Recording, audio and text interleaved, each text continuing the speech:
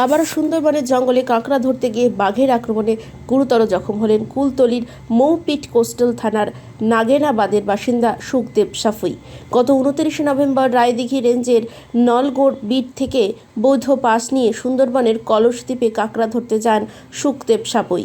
মনোরঞ্জন সাফুই, বিশ্বজিৎ মণ্ডল, গণেশ মিথ্যে বেশ কয়েকদিন কাঁকড়া ধরার পর গতকাল সকালে কলসদ্বীপের কাছে তারা কাঁকড়া ধরতে বেরিয়েছিল।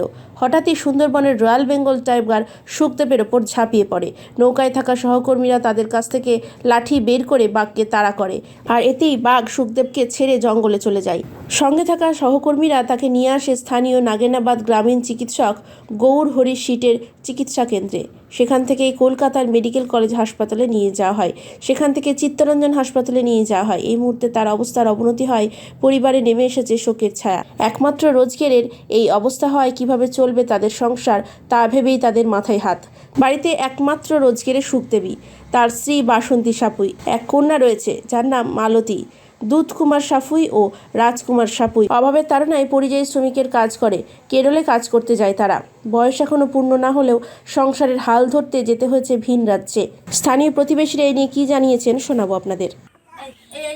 আমার স্বামী যেতে গেছিল, জঙ্গলে গেছিল যেতে, আর ওই বাবু ধরেছে। তারপর ওনার নিয়ে চিকিৎসা করতে গেছে। আমি এখন সঠিক খবর এখন খুঁজে পাইনি, কি হবে না হবে জানি না।